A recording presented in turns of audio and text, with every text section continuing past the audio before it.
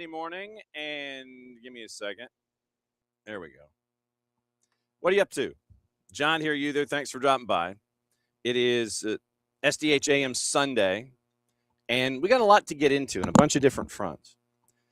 It is obviously the reviewy, previewy stuff from yesterday. We'll go over Canada and France in depth.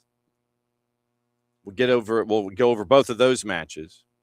Canada losing 3-0 to Morocco. We have a lot of analysis to get into in addition to the scores and the stats. You'll hear from our friends up at One Soccer. You'll hear from our buddy Christian Jack and his postmortem, so to speak. You'll hear a conversation that, and it's bits and pieces, a conversation that Andy Petrillo had with our friend Amy Walsh from Footy Prime and our friend Gareth Wheeler about the whole Alphonso Davies mishandling or handling, and it's kind of leaning toward the former. And then you'll also hear from Jesse Marsh after what happened yesterday. That was match number one. Match number two, Paraguay and France. Obviously, there aren't a whole lot of highlights. It's being replayed right now in the Big 55. And we'll go over the numbers. Jason went over it in depth last night on AST, and that will be a bit of our AST rewind for this morning. Jason's discussion about how you're handling things philosophically in a knockout stage. We'll get into that this morning as well. So we'll review what happened yesterday, preview what's going to happen today, and today is the start of the gauntlet. And to be perfectly honest, the next 4 days are going to be insane. Because when you look at the matchups that are going to be going down in the World Championship 2026, as it is labeled by our friends at Odds Portal when we catch up with our juice boxes, it is the World Championship.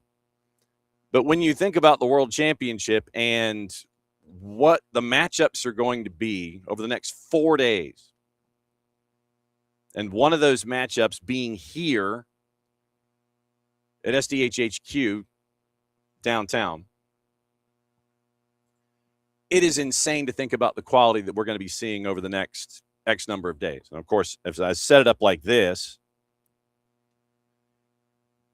there's going to be one blowout that's going to be, whatever. Brazil and Norway, just to remind us here, Brazil and Norway is 4 o'clock this afternoon in the Meadowlands. Then late night, middle of the evening, primetime U.S., Mexico and England at the Azteca. You'll hear from Thomas Tuchel as they were getting ready for everything. And God bless the fans of Mexico, considering that they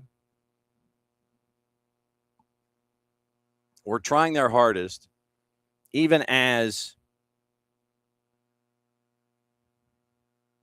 you had fans of El Tri that were still, playing mariachi music. They were still lining up the bands. They were still launching the fireworks. So you had that to kind of keep an eye on. No real surprise, mind you, that the fans for El Tri were going to be lining things up like this. Britain asking for a perimeter, heavily guarded, double walled off, all that stuff. And, of course, the Mexico fans are going to sit there and line it up. I'd be surprised if they did in Morning David. And so they're trying their darndest to throw off Thomas Tuchel and the Three Lions, where, once again, remember, they were going to hand out sleep aids, noise-canceling headphones, the whole thing. Get to their hotel. And what do you want to bet that's not even their hotel? What do you want to bet? That they've been playing music and launching fireworks outside a dummy hotel. So sleight of hand this time of year when it comes to the knockouts. And we're seeing that with Mexico and England. Like I said, Thomas Tuchel had his MD -1 yesterday. We'll hear from him coming up in a bit. That's Sunday. Monday, Portugal and Spain at Jerry World at 3 o'clock local time, or our time, Eastern. And last time I checked, they don't like each other. That whole Iberia thing. Now, this is where you get into the histories and, hundreds of years in the past. And, this battle here, affected this border and all this kind of stuff. We may do a bit of a history lesson with Portugal and Spain when we get to that point and breaking them down on Monday. That one is going to be intriguing, to say the very least. And then you have the U.S. I don't know if you've heard of them, the U.S. men's national team. Then you had the this U.S. men's national team. Like I said, I don't know if you've heard of them, but they're taking on Belgium at Lumen. And that one, I know that we all sit there and we think of everything that's lining up here with that particular game. And you have a Monday night football opportunity that is beyond the pale.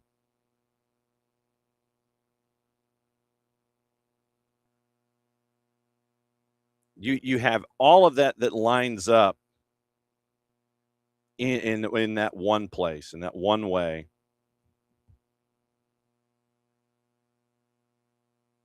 Just think about what it's going to be. I mean, if you think about that particular matchup, you have Monday Night Football with the U.S. and Belgium. And you have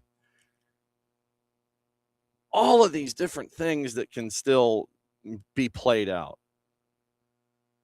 I mean, all of these things, and I've seen on the TikToks and all of the social medias, all the play out that is possible for this particular matchup with the U.S. and Belgium.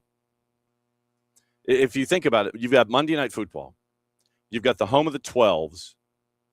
You have a place where the noise was so loud in a playoff game, it registered seismically in the northwestern United States. You have all of that stuff that's available in that particular match. That matchup, and as much as the irony of France and almost playing Germany on July 4th in Philly is not lost on me. But you have the possibility of a very loud environment. A very loud environment in that matchup. And that, to me, is going to be a hoot. All of that stuff that can be had. And you have the opportunity for a fantastic environment to avenge. Notice I didn't raise my voice and my index finger. I might do that tomorrow. To avenge what happened a couple of months ago here in SDH HQ. So you have that to look forward to on Monday.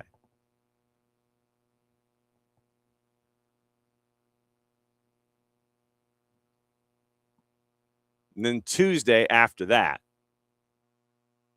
Argentina, Egypt here at the HQ at noon on Tuesday. So obviously that means that the morning show is going to be very, very short on Tuesday. Power hour 8 to 9, and then racing in. Switzerland and Colombia, sneaky good game in Vancouver. Sneaky good game, 4 o'clock. So noon and 4 Tuesday. Quarterfinal, France and Morocco is set for Thursday.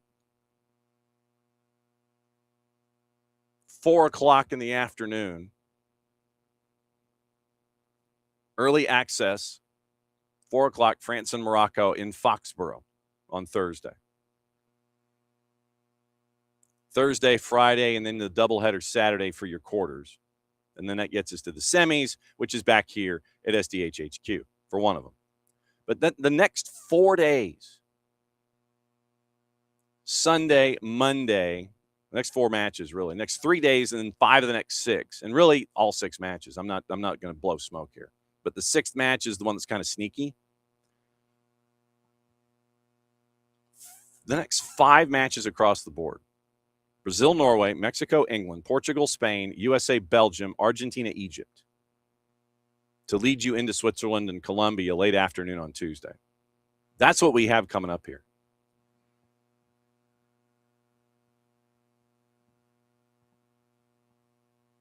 So that is what we have to look forward to. And I guess technically that's opening kickoff. Brought to us by our friends at Black Pitch Coffee and blackpitchcoffee.com.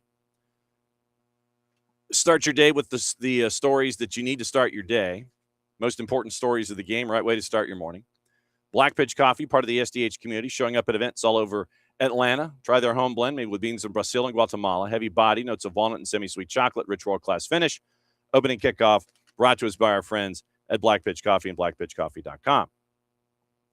In addition to all of this World Cup stuff, at least the matches that are going to be happening fairly shortly, we're going to hear from the USMNT as they get ready for that matchup against Belgium out at Seattle Stadium. You're going to hear from Tyler Adams and Flair and Balogun. Balogun does address the red card. Adams does as well in the sound bites that we pulled. Then after that, last night, for those of you who were true sickos of the highest order, while you were paying attention to the matchup with the late game with France, the Twos were going at it against Toronto FC 2 in Athens at the Turner Soccer Complex. It was a 1-0 win, goal by Daniel Chica. We'll have highlights in hour number 2. Also conversation with Daniel and with head coach Jose Silva. So that'll be up and running as well. So that is the rundown for today. Catch up on yesterday. Get you ready for today. Get you ready for the U.S. Get you ready for the Twos, because the Twos are spending most of the month of July at home after having to start 7 of the first 9 on the road. They're now getting all those home matches back and have a chance to make some hay. Big win for them last night. We'll go over the significance coming up in a bit in hour number 2. So it's World Cup. It is review preview. It is your AM news, checking on your transfers, checking on everything else going on. And we'll let you know what happened with the Twos last night here on the SDH Network. And next matchup is next weekend as Inter Miami CF2 drops by the Turner Soccer Complex. And that will be part of the big Sunday that we get traditionally in MLS Next Pro. So it was starting the weekend in MLS Next Pro in match week 17 were the Twos. And so that was the win last night for them. And we'll go over the standings and we'll let you hear from what happened last night and get you ready for the rest of the week in MLS Next Pro with all your AM news and stuff. Okay. Now, let's get into what happened yesterday.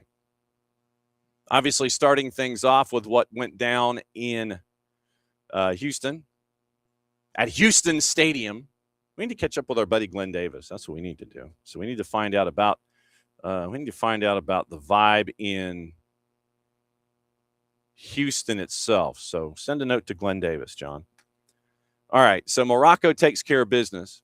They win it 3-0, and it took a little while for the engine to turn over for Morocco. You'll hear about this from Jesse Marsh coming up in a bit. So Azzedine Ounahi scored in the 50th minute to make it 1-0. And Morocco kept knocking on the door. Then in the 82nd minute, they get their breakthrough. And mama, there goes that man again. It's Ounahi with the goal to make it 2-0. Once again, courtesy of our friends at Telemundo Deportes. La pelota vino por este lado para Brahim para liquidarlo. Díaz enganchó, se demoró el disparo. ¡Gol! de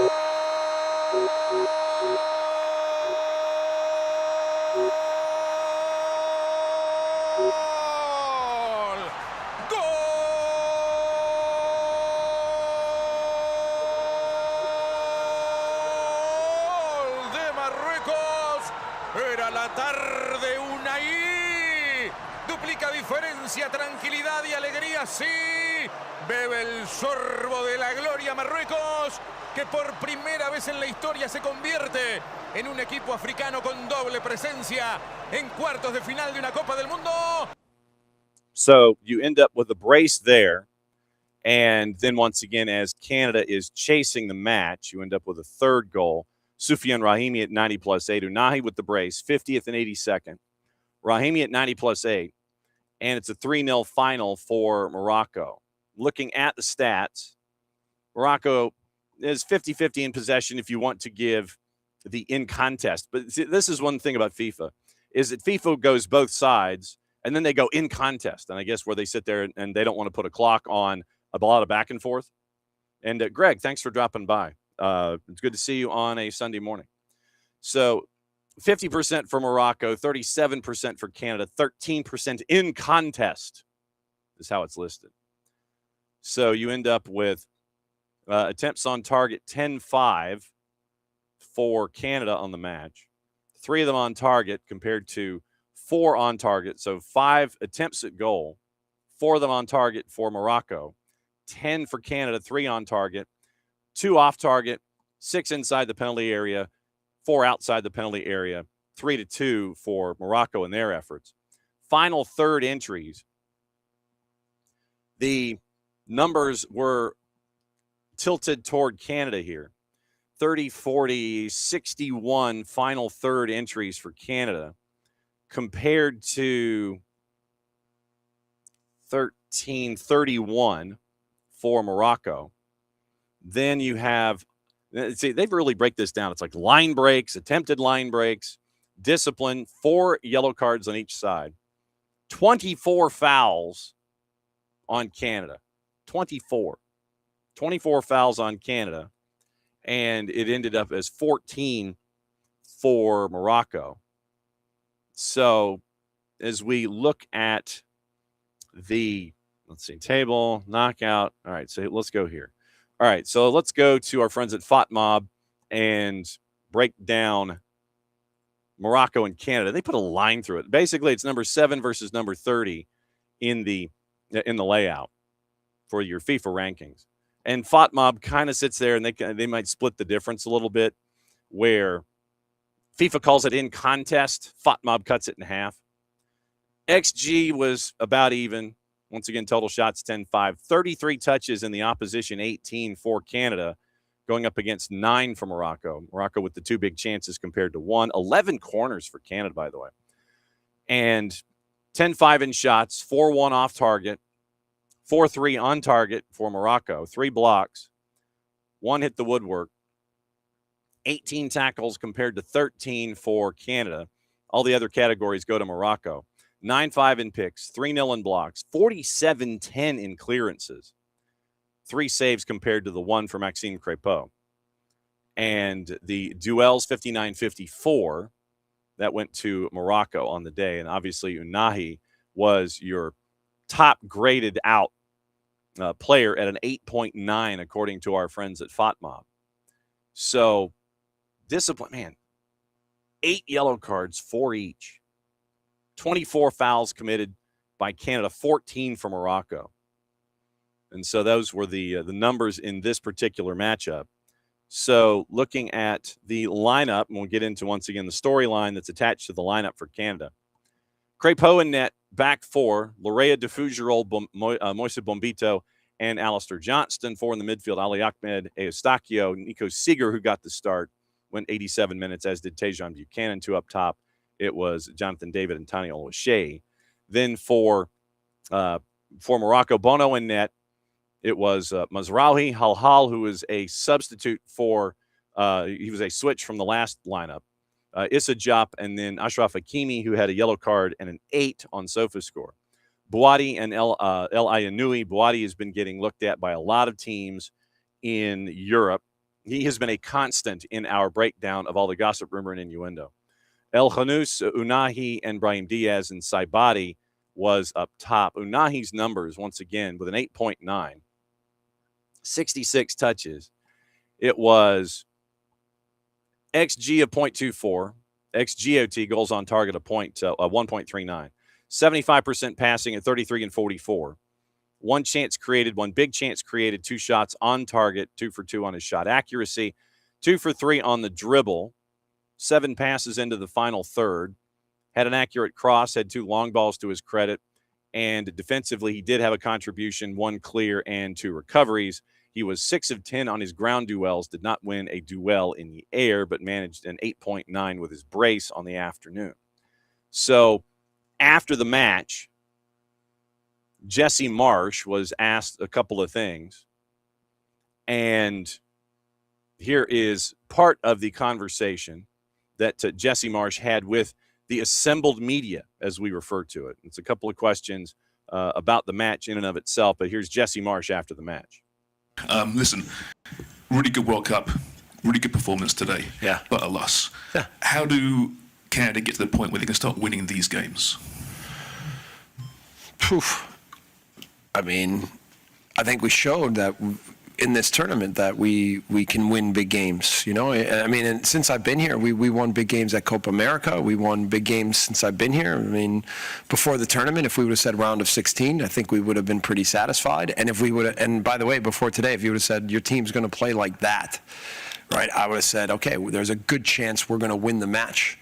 Thought we totally controlled the number 7 team in the world in the first half. Total control. Total control. There was one team on the pitch, right? And then we weren't able to make the play. And even at the start of the second half, we were the aggressor. We were the ones in control of the match. We were the ones that looked more likely to score.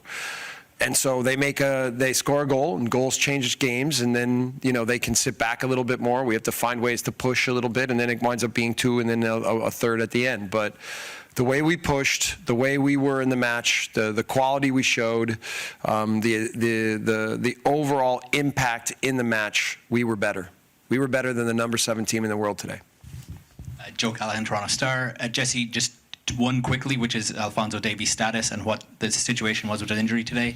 And then if you don't mind, on the set piece for the first goal, there are 5 Moroccans in the box and 10 Canadians within 12 yards of Max. What happened there, the switch off? No, so first with Alfonso, he didn't feel right yesterday in training, and we got an MRI, and it was clear. So the good news was that there was no injury, but his hamstring didn't feel right. And we were hoping that by the time this morning he woke up that he would feel better, but he didn't.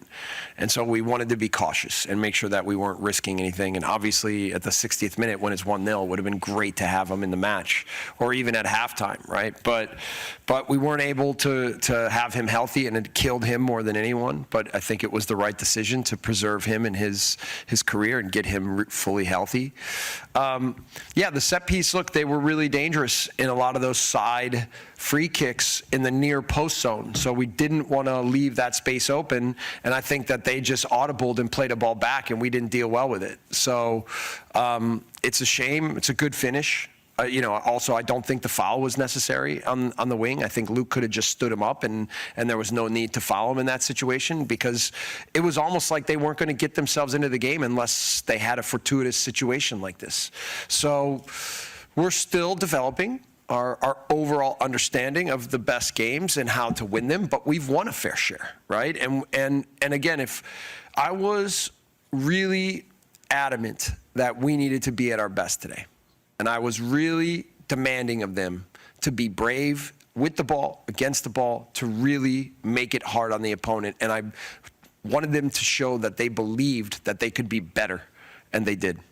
Jesse Marsh, after the loss to Morocco in Houston. Now, to Jesse Marsh's point, let's go into the first half numbers. Since I gave you the numbers over the full 90, here's your first half numbers. With 1/3 of the possession, 4 total shots compared to 1, 2 on target, 13 touches inside the opposition 18, had the one big chance, didn't convert. They had 72% pass completion rate, 4 yellow cards for Morocco in the first half, 2 for Canada, 5 corners compared to none.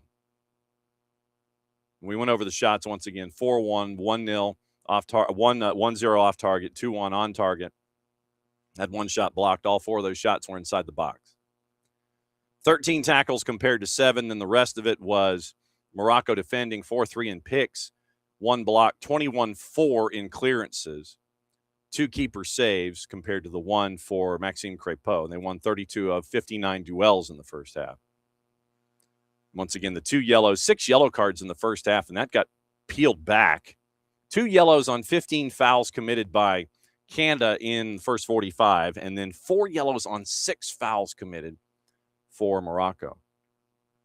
So you end up with Canada getting the loss, and then obviously the main talking point, as you heard in part of that Q&A, has to do with the Alphonso Davies situation.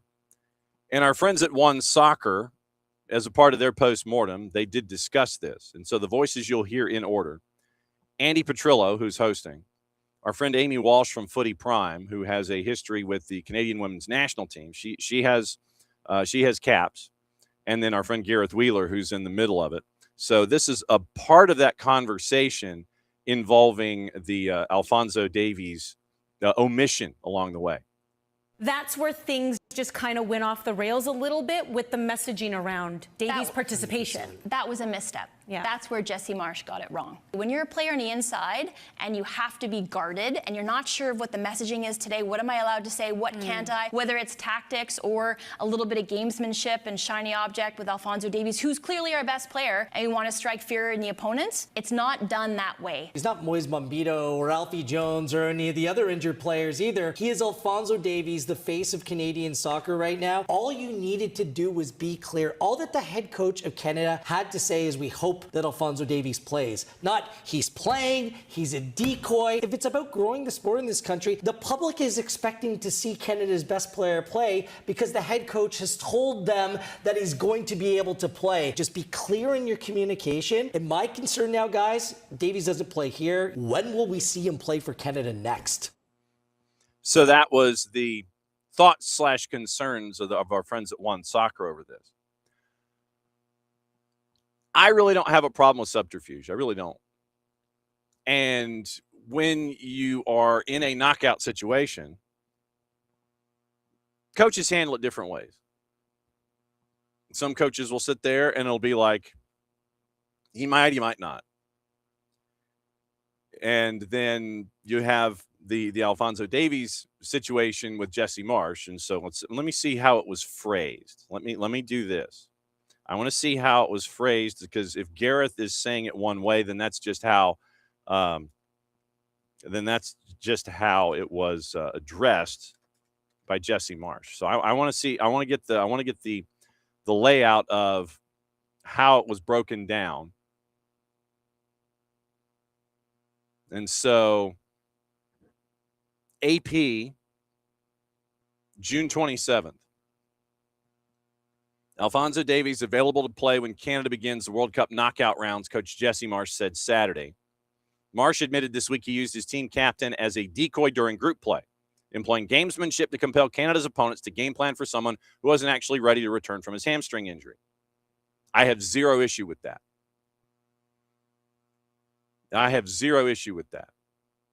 In any sport, we've seen it all the time.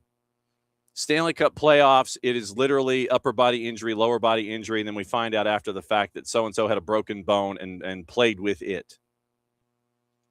Zero issue in the group stage with Jesse Marsh, because you've got to get through the group to get to the knockouts. I have zero issue with a coach sitting there saying with one of your studs, A, B, C, D, and E, and it turns out being a decoy, because you don't want to give your opponents in group a leg up on you, pardon the pun, when it comes to trying to qualify to get out of the group and play in the knockouts in a World Cup. I have zero issue with this. None whatsoever. Jesse Marsh wanted to play that game. He's not the only coach that's done it. And frankly, fans of Canada sports should know this by now. Apply it to the Stanley Cup playoff. Legitimately, that's all you've got to do. If you have, and I could name like 19 different coaches here. You know, Bob Hartley, Daryl Sutter, Mark Crawford, Glenn Sather. Who's been coaching in Winnipeg? And Ottawa, Toronto. Seriously, if Marty St. Louis, let's go Montreal here for a second with the run that they've been on. If Marty St. Louis, for the Montreal Canadiens, as they are in an Eastern Conference semifinal, is going to sit there and say, you know what, we're not going to have our big guns available to us at all. We're not going to have anyone available to us that is a big name, basically. If he had said, if Cole Caulfield was dinged up, if Cole Caulfield was dinged up and he was smashed pretty hard, and then if you're in an Eastern Conference semifinal and you sit there and you're going in game one, because this happened with Colorado with the Avalanche in their Western Conference playoff activity. If you're Marty St. Louis in Montreal and you sit there and you say that Cole Caulfield is injured and unable to start this series and we don't know how long he's going to be out. If you are trying to win a series and you are a fan of the Rouge Blanc et Bleu and you end up with that coming out of your coach's mouth, what are you thinking coming out? You're thinking we're going to get killed. We have zero chance. We have no shot. And we're in serious trouble. Yuri Slafkovsky, Nick Suzuki,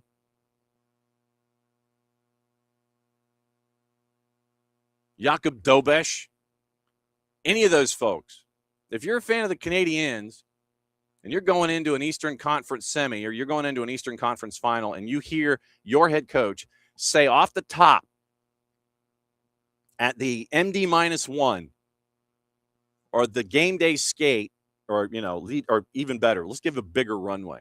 You've clinched an Eastern Conference semifinal berth. And then your post-game press conference, when you've clinched it, you've gotten out of your most recent series, and you're getting ready for an Eastern Conference semifinal. At the post-game press conference leading into the semifinal, you sit there and you go, yeah, Cole Caulfield, he's dinged up. He's got like a broken this or a broken that, and we're not going to have him available to us. What are you, Montreal Canadiens fan, going to be saying about this? You're going to be bleeping and cursing and sitting there going, damn it, I wish we had a chance here. So, but along those same lines, Marty St. Louis, if he withholds that information about Cole Caulfield going into an Eastern Conference semifinal, yet we're looking forward to taking on the team that's in front of us. We're looking forward to taking on the Buffalo Sabres in an Eastern Conference semifinal. We're really looking forward to it. And we're looking forward to having everybody contribute. Say something like that. Fans are still at 100. Team knows the difference, but once again, team no leaks. If you just sit there and you go, okay, we're heading into this series with Buffalo, and we're going to have everything going on, but then, Cole Caulfield, he kind of skates around a little bit before game number one. Just kind of shows up a little bit and he, messes around on the ice, does a cameo, goes back into the locker room. If I'm Marty St. Louis and I sit there and go, yeah, we're saving Cole for the series, you're still giving Buffalo something they have to prepare for in a 50-plus goal scorer. So for Jesse Marsh in group stage to sit there and use Alphonso Davies as a quote-unquote decoy, I have zero issue with this. You don't want to give anybody a leg up in a World Cup. You don't give anybody a leg up in an Eastern Conference. It doesn't matter. You don't want to have someone for a double negative and my mom to kill me. You don't want to have someone not prepare. You want them to prepare for every eventuality. If you pull Cole Caulfield out, you pull Jakob Dobisch out, you pull Alphonso Davies out, Maxime Crépeau out, and you sit there and you make an issue of it off the top, you're giving your opposition, in a group stage that you're trying to get out of, a reason not to prepare for that kind of an offense and that kind of a player. I have zero issue with this. So he admits that he had Alphonso Davies as a decoy in the group stage. Then Marsh at SoFi, getting ready for South Africa, round of 32. Davies made it clear he's expecting to be on the field in some capacity. Jesse Marsh, quote, now that we have Alphonso back and healthy, ready to perform, I think it's a big moment for the team, big boost for the team. See, this is you're in the knockouts. You say these kinds of things. Think in general, all the players that came into camp with little injuries are now really close to 100% ready to perform at the highest level and be at our best in matches. Marsh and Davies decided left back wouldn't rush through protocols to suit up after he injured his hamstring 3 times in the past 4 months, including the Champions League semi. Marsh still said publicly Davies was available for Canada's 2 most recent games, which he technically was, but that soft deception, according to AP Copy, was no longer necessary. Jesse said at the time, for me to go tell our best player and a guy that's a huge piece of everything that we do that we have to wait was also painful, but we've done this in the best interest of Alphonso in his career and his health, so it's nice now that we can have a plan that leads to him being back on the pitch. So that was the conversation going into the South Africa match. And then Alphonso Davies, Joshua Clokey, who's been covering the team for The Athletic, in his article, Davies said it was his decision not to play in Canada's final World Cup game. Canada captain said during Friday's training session he felt something, in quotation marks, suggested he had not fully recovered from the hamstring injury he entered the World Cup with. Me and Jesse had a conversation. He asked if I feel 100%. I told him no, to be honest. And this is said in the mix zone after the match. Obviously, we want players on the pitch that are 100% to play the game and can 100% give everything. I felt like I wasn't there yet. So this is why we made the decision, or I made the decision, to sit down and give the players the opportunity to play that can give 100% to the country, end quote. 15 total minutes, was a substitute against South Africa. And then you heard Jesse discussing having him coming on for the final 30 minutes, wasn't ready. So that was your post game with Jesse Marsh, Joshua Clokey, and Fonzie saying, after he ran sprints at halftime, he never warmed up with subs. He's played once for Canada since March of 25. Torn ACL, multiple hamstring injuries. Davies says, quote, it's an injury where you can't take any risk. Obviously, with my history of hamstring injuries, I've had it 3 times back-to-back in the last 3-4 months. It's something that's very delicate, especially with my game. There's a lot of speed, a lot of running. So if a player is not 100% that has that speed, it's tough to give everything, end quote.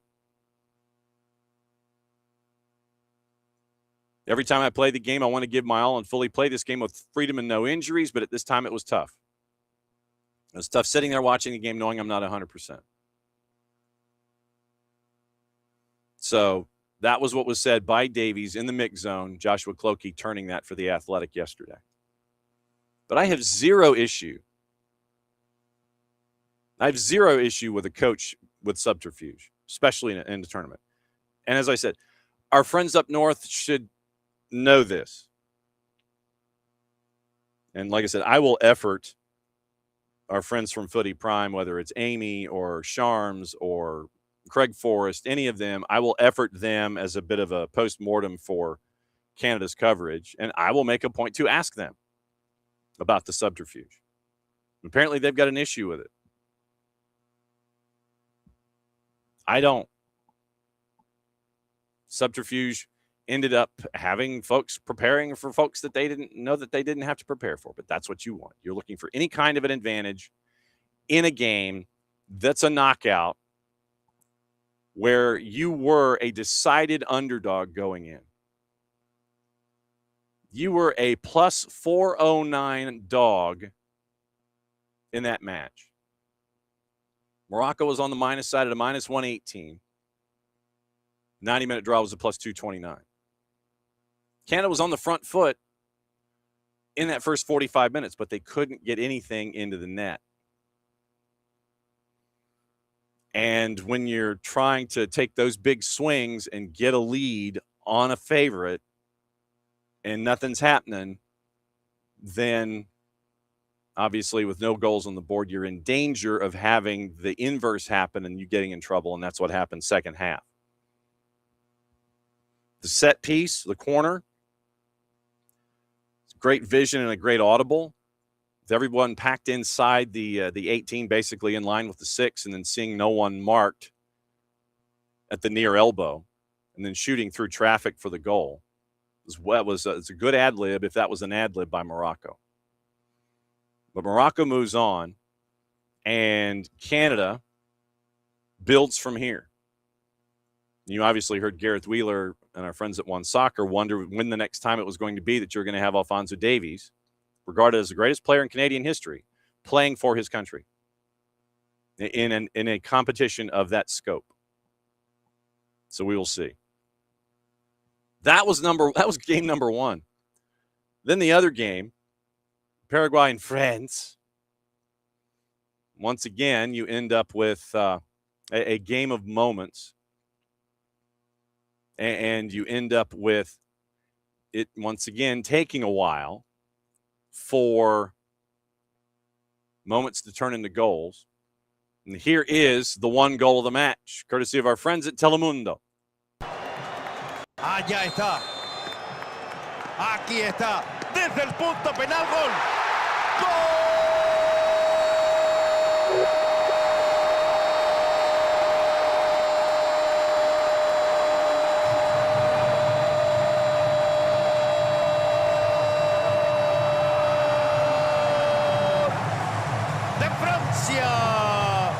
Kylian Mbappé, señores, 10º gol en 6 partidos, los últimos que ha jugado, 1-0. Y 19º en la historia de los mundiales para Kylian Mbappé, el 7º en esta copa. Lo esperó hasta último momento, lo esperó que se venciera Gil, que pensó en el remate cruzado. Y Kylian lo ubicó con muchísima tranquilidad. Mbappe's PK was the only goal of the match in a matchup of number 3 versus number 41. And so in these matchups, we go into the theme of the day, I guess. And it's going to be what you've got to do to win. And so it was the game plan, or at least the thought pattern of Gustavo Alfaro and of Paraguay, to be incredibly physical and try to upset France as much as possible in this match. It took them to the 70th minute, and it took to a PK for that goal to happen. Referred to as a feisty World Cup clash. Shocking no one, France had possession 3-1. XG in the game, 0.13 for Paraguay. 5 total shots compared to 15. 5 on target. 25 touches inside the opposition, 18 compared to 4. 2 big chances. Accurate passing. 510 passes and about 5, so 510 of basically 561. Passing at 90%. Paraguay completed 54% of their passes, completing 98 of them on the day. All 3 yellow cards went to France. 12 corners compared to 2. 15 total shots to 5. 6 off target compared to 4. 5 on target compared to none. 4 blocks compared to 1. 5 inside the 18 compared to 1. 10 outside the 18 compared to 1. 98 of 183. 98 of 183.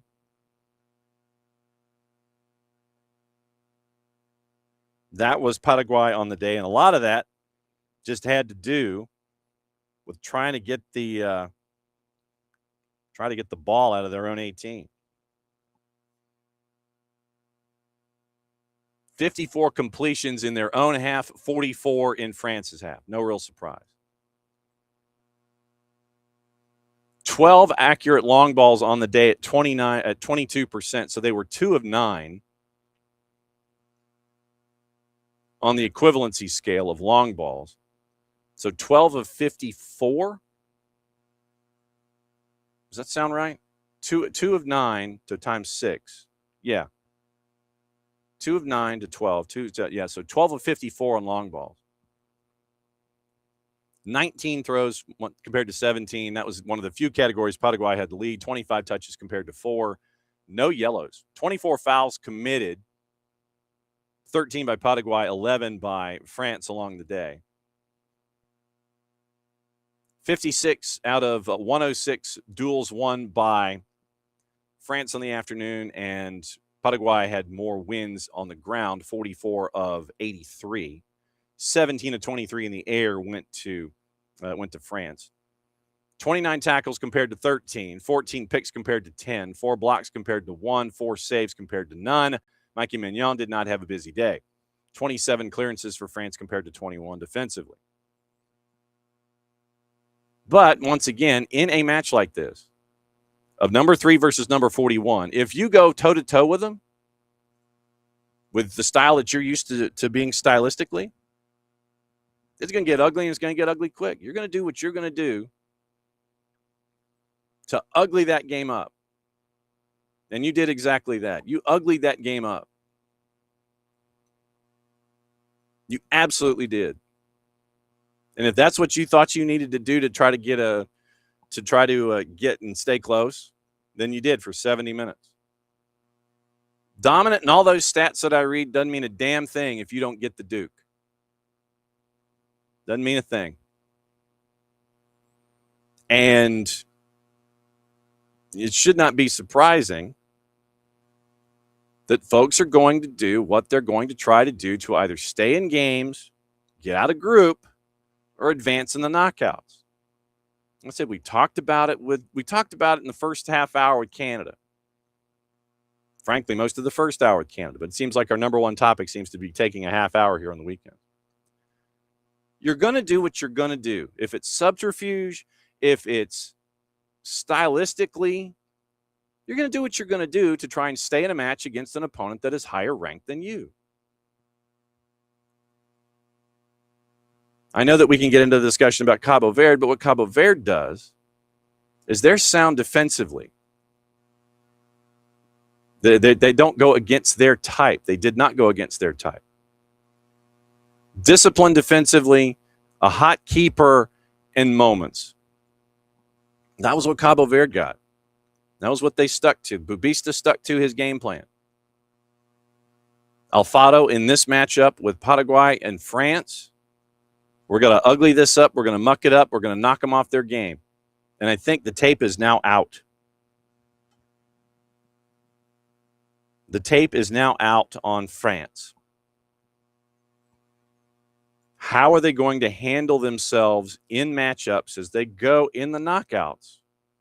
If a team is physical, if a team is going to try to knock them off their pins, if they're going to try to disrupt them in a bunch of different ways, whether it's a shot to the ribs or what have you. You're in a pile, no one can see. You sit there and you take your knuckle and you sit there, you hit them in the short ribs. How is France going to handle this going forward? Now that the rest of the planet and the rest of their bracket has seen what Paraguay was able to do to them, and you had that one moment that was a foul, that was a penalty, that was converted. Otherwise, shoot, they might still be playing. Although I don't think they would want to continue playing for all day and all night in Philly, considering conditions. But I think the book is now out. How can you, within your own DNA, add a little sandpaper and be frustrating to France to knock them off their game going forward? That's what you got to keep an eye on. As France comes out of one half of the bracket, they're obviously the big dog on that side. But now everybody else got to see what Paraguay did and should probably send a box of Gustavo Alfado's favorite cigars or wine or drink or whatever. They ought to send it to him because the book is now out. To that effect, on Atlanta Soccer Tonight last night, Jason was discussing this topic.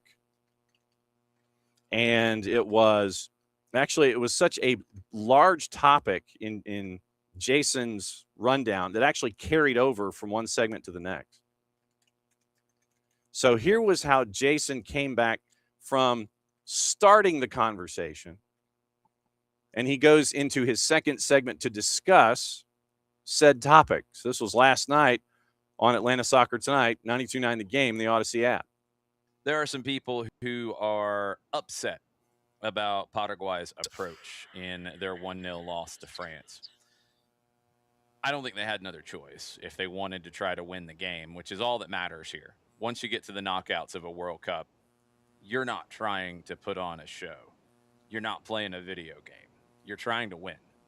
And Paraguay could not play France straight up. They don't have the same level of talent. They went for it in the way that they could go for it. And look, they took France all the way down to a VAR-induced penalty. Gustavo Alfaro, the manager for Paraguay, he said if it wasn't for that penalty, they would not have beaten us. That's why they celebrated the way they did. That's why they ended up wasting time at the end. They know what it cost them. Interesting. Sergio Goycochea, the Argentine former national team goalkeeper who does media in Argentina and South America, he took a shot at Mbappe after the game and said that the showboating and cocky attitude while already winning is exactly what invites a physical response, which is not wrong. I think some of what Mbappe had said coming into it maybe was part of this, and just the fact that you had to try to get under his skin. Full credit to Mbappe for not letting it get under his skin. And again, this goes to another hypocritical kind of thing. Mbappe talked some trash about the way that Paraguay chose to play, which is silly because of some of the things that Mbappe has said about South American football and just in general. And then he acted out after some of this happened. But you can't do the behavior and then act out when somebody showboats and what have you. That's what happens in these games. And I think we get a little too caught up in trying to appeal to the moral side of it when it's a game and somebody's got to win and somebody's got to lose. For me, the read on this game is it's a clash of culture. Paraguay competed as hard as they possibly could and as well as they possibly could.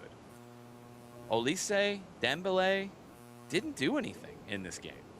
Mbappe didn't do much. That's impressive. France put 3 goals past Senegal, past Iraq, past Norway, and past Sweden. Sweden in the last round thought they could play straight up with France. Sweden has a good attack, a much better attack than Paraguay. Sweden had 1 big chance. France had 7. In this game tonight, France had 1 big chance. You have to give Paraguay credit for that. And yes, the physicality is part of it. So that's Jason's on Atlanta Soccer Tonight last night. So keep an eye out tonight for Atlanta Soccer tonight. AST every single day that there is soccer going on. So it's another 2 weeks, maybe 2 weeks and another couple days of AST on 92.9 The Game, the Odyssey app. And so tonight, there'll be another edition of it. Day 24. Day 24 of 37. Day 37 will be the final, and then obviously we might carry it to like day 40 and such.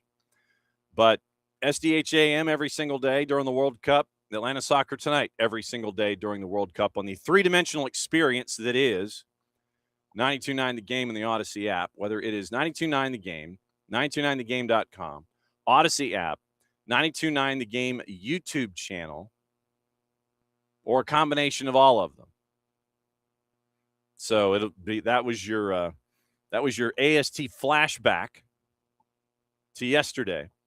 And it is, once again, keeping an eye on things. And I would also recommend, if you don't have the opportunity to listen to it live, and I know that we only play like a 2 or a 3 minute snippet, that if you have the chance, go back and listen to the show in its entirety because of everything that Jason brings to the table. Like I said, that was a small snippet of a larger conversation that went from the A block into the B block, the first block of his show into the second block, because it was that much space to address what was going on. And that's why we have SDH AM go the length that we do. It is 2 hours-ish, but it is open-ended. So we can have these discussions and go at length, and we can sit there and have all these topics broken down the way that we do.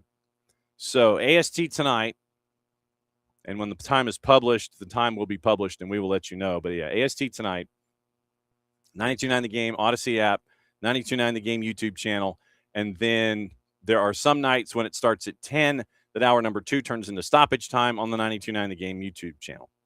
So over the air, YouTube app, and then it goes to YouTube. So it's that full 3-dimensional experience that has been going on here, covering the World Cup. All right.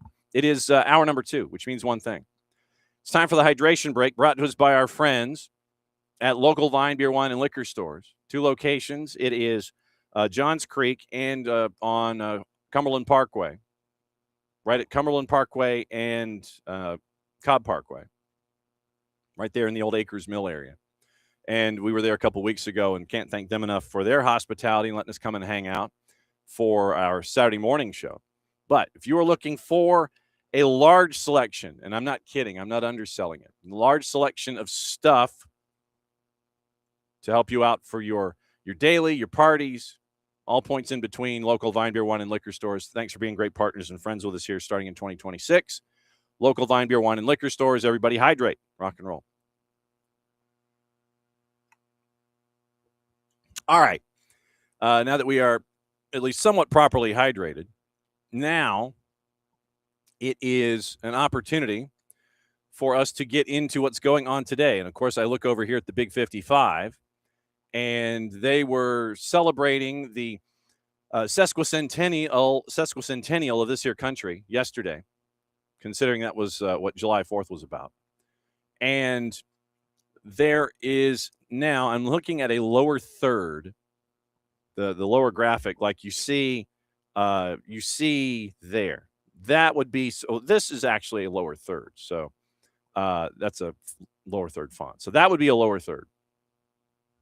The lower third that I'm seeing on the Big 55 as I'm watching the Weather Channel, quote, storms and heavy downpours possible for World Cup match. That's not necessarily a good sign.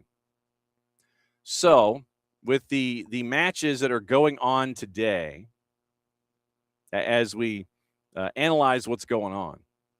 So if we were to look at the start times, 4 o'clock this afternoon in the Meadowlands with Brazil and Norway. Let's go ahead and do the weather prognostications according to our friends at the channel that does weather. So if we search for a location, East Rutherford, New Jersey, that is where we don't want to asterisk it yet. So the daily forecast, they are a 50-50 chance for PM thunderstorms.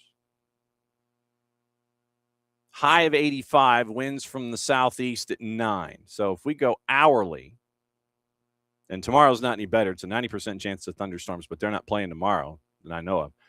But they are under a flood watch. Flood watch from noon until 6 o'clock Tuesday morning. So if we go and look at how things are playing out right now, it looks like it's going to be okay. If you go East Rutherford, New Jersey, and search for the channel that does weather, their hourly forecast has a high of 83 in that hour.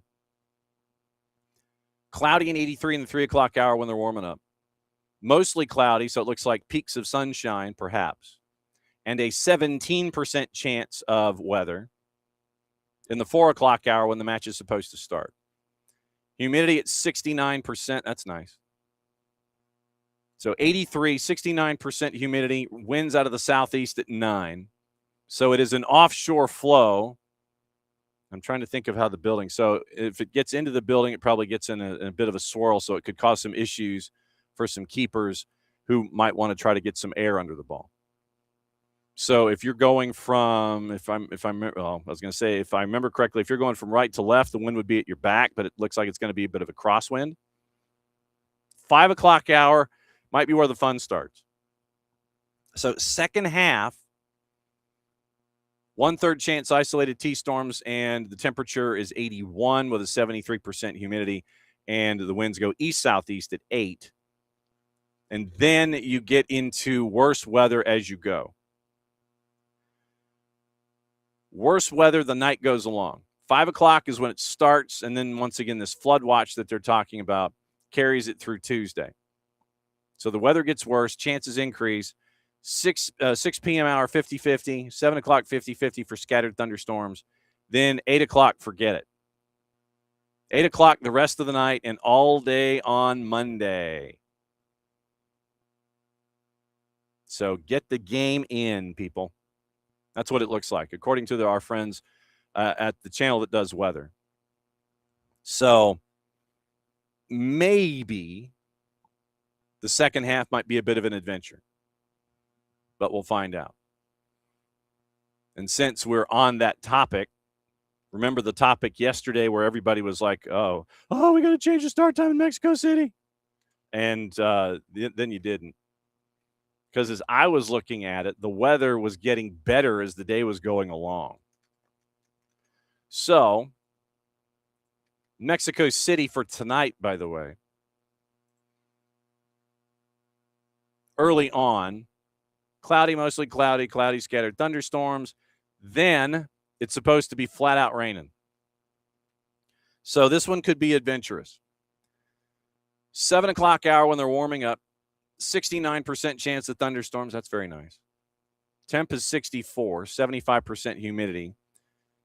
7-mile-an-hour winds from the east-northeast. Rain in the 8 o'clock hour at 62%. Showers in the 9 o'clock hour, 50-50. A few showers in the 10 o'clock hour at 34%. And then it goes away. Temps in the 60s, so that won't be the problem. But the weather in the lead-up looks like it might be worse in Mexico City, because yesterday looked like the weather was going to be worse now and better later. Now it's gone back to being worse later and being what it is now. Better now, worse later. It's gone back to the original. So if you are going to be partaking in the games today, you might have a backup plan. Might go out and do some work. They go into a weather delay, go run some errands, get that done. Mexico City might be a bit of an adventure. Brazil and Norway, by the by. Right now, juice boxes in this one. Brazil favored at a -125, draws a +275. Norway is a +375 on the board. So then when you get into this particular matchup, which in and of itself, once again, the next 5 matchups in a row are going to be flat out nuts.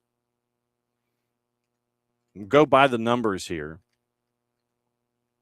and break down what this is going to look like. So no, I don't want the daily update for July 1st. I want the daily update for today, people. I just want my daily update. That's all I want. Just my daily update for today. I don't think I'm asking for much. So daily update for the 5th of July.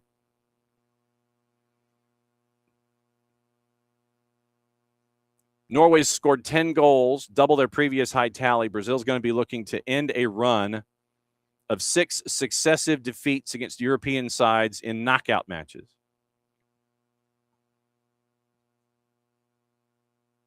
So that is what is staring them down today by the numbers.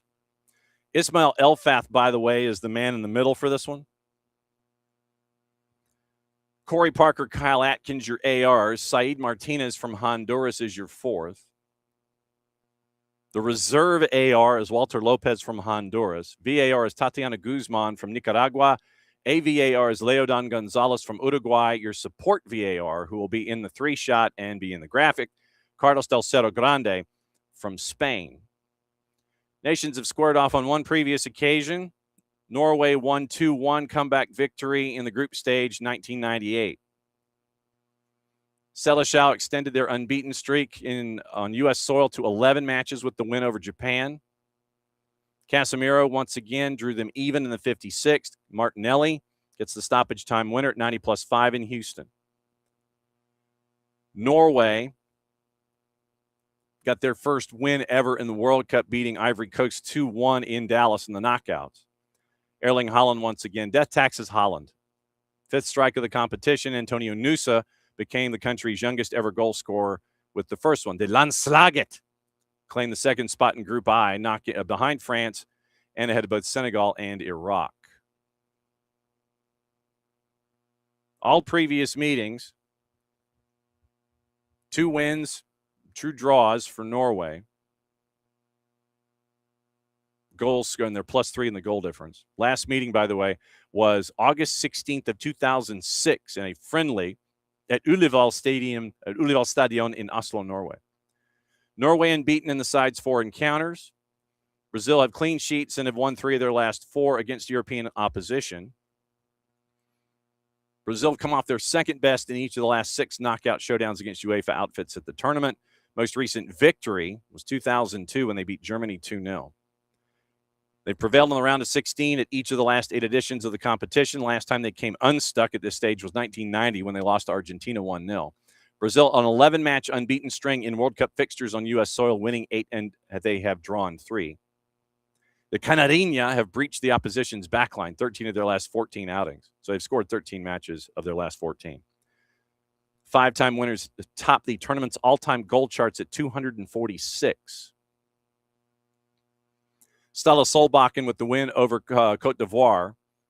Get that first ever win in World Cup history in the knockouts. Trying to get into the quarterfinals for the first time. Norway tasted defeat just twice in their last 20 matches, 15 wins and 3 draws along the way. 10 goals so far here in North America, twice as much as they did in 98. 5 goals for Haaland in 3 matches. Scored in each of his last 13 competitive encounters for Norway, 25 goals in his last 13 matches. 16 times in his last 53 against 26 different teams, looking to make it 27. Gabriel and Gabriel Martinelli shared a dressing room with Martin Odegaard once again with Arsenal. They've done that since 21. Igor Thiago, Christopher Ayer, and they are in Brentford. Carlo Ancelotti, 26 times capped by his country. Last time he played was the 1-1 draw with Norway in Genoa, November 13th of 1991. Stella Solbakken was a member of the squad in the 98 World Cup, didn't get off the bench in the group stage triumph over Brazil. He did come on as a substitute in the friendly a year earlier. So that is your rundown of that particular matchup today. And then that leads us to the nightcap. And it might be a bit of a while. It might be a while. It might be a while. Might be a while. So, Mexico and England at the Azteca. Mexico trying to equal their best ever World Cup performance, reaching the quarters. Did that in 1970 and 1986. England have won 6 of their last 8 round of 16 ties in the competition. So when you go digging into this matchup, then we'll hear from Thomas Tuchel coming up in a sec. Once again, slated for 8 o'clock. Alireza Fagani from Australia is the man in the middle. ARs, George Lacrindis and Andrew Lindsay. Morocco's Jalal Jayed is your 4th. Reserve AR is Zakaria Brinsi, also from Morocco. VAR Nicolas Gallo from Colombia. AVAR is Juan Lara from Chile, and your support VAR, who will be in the 3-shot and the graphic, is Juan Soto from Venezuela. England is going back to Mexico City, first time in 40 years. Once again, a lot of stuff has been made about what happened 40 years ago. Second meeting in the World Cup, Bobby Charlton, Roger Hunt scored in the group stage in 1966. We know what happened with Harry Kane last time out, getting the win and the comeback, getting the brace and the comeback here in Atlanta. Across 10 meetings, England have a 7-2 advantage with 1 draw. Mexico unbeaten in the team's 3 previous in Mexico City. Most recently, a 1-0 win in a June 1985 friendly in which Javier Aguirre played the full 90 minutes. Mexico have lost only 3 of their last 10 against European teams in the World Cup. Only triumph in knockout ties against European opponents was back in 1986 in the round of 16 against Bulgaria. Mexico aiming to equal their best ever FIFA World Cup performance, sealing a place in the quarters, once again 1970, 1986. They've won in their last 5 matches in the World Cup, longest winning streak of the competition, yet has conceded a goal in the World Cup this year. Could become only the second team to start a World Cup campaign with 5 successive wins, no goals conceded. Last to do that was Italy, 1990. 7 wins, 2 draws in their last 9 FIFA World Cup matches on home soil. Matches settled by a PK shootout are counted as draws. North Americans have kept clean sheets in the last 7 of those fixtures. Mexico, 8 goals in the current tournament. Highest ever tally achieved back in 98. They haven't conceded a first-half goal in any of their last 15 World Cup matches. Keep an eye on that. Julian Quiñones has now scored in all but one of his side's 4 matches in the World Cup this year. The second Mexican player to notch 3 goals in a single edition. Last was Luis Hernandez back in 1998. England unbeaten in 7 matches against CONCACAF teams, 4 wins and 3 draws since the 1-0 defeat by the USA in the 1950 group stage. Never met a CONCACAF team in a knockout before. Lost only 1 of their last 9 in the World Cup, 6 wins and 2 draws. They've won 6 of their last 8 round of 16. Harry Kane has 13 goals in 15 appearances in the World Cup, 7 of those in his last 6. Raul Jimenez, once again dating back to his history playing in England with Wolves and Fulham. He's going back to Wolves in the Championship next year. Edson Alvarez played for West Ham in the Premier League for 2 seasons, and that sets up this matchup. So then Thomas Tuchel was asked, yes, she is, Abby, going to be interesting today. Thomas Tuchel was asked the variety of questions that head coaches are asked in these situations. And yes, part of it had to do with revenge. Tuchel wasn't biting. Here's his conversation, some of his conversation that he had with the assembled media in the MD-1. It's even nicer than I expected. It just catches you straight away once we landed here and saw the excitement and saw the emotions and the commitment of all people for the World Cup. Then I felt straight away that this will be a proper World Cup match tomorrow. We knew it before. We are in an iconic place, iconic stadium, a massive game, knockout game against Mexico in Azteca. It's just an iconic match and a big stage, and we feel it. People were very friendly, very respectful, very emotional. Of course, they will support their home team tomorrow. That's absolutely normal. We had an amazing training facility today, beautiful environment, very calm, on highest level, and so players are kind of adapted. You know about the situation. We spoke about it. Yeah, we will take care of what needs to take care of, and we need a strong performance, and I think we will have one. Go over here on the right-hand side. Thank you. Good afternoon, Coach. Carlos Daniel Salgado from TV Azteca. 40 years ago, England played here, and you went through a difficult chapter in your history when they lost against Argentina. Yeah. And that's something that the world of football hasn't forgotten. Is that part of the speech? Is that something that motivates the players and yourself? Well, I think like everyone everyone remembers the goal, and everyone, of course, it's an iconic goal, 2 iconic goals in the stadium, in the huge disadvantage for the English team, and of course this is painful and still hurts. But we are not here for revenge. It doesn't make sense. It's the same stadium. It's not the same opponent, and even then it doesn't make sense. We are here to write our own chapters. The team is ready. We are in good spirits, and we're ready to go for tomorrow.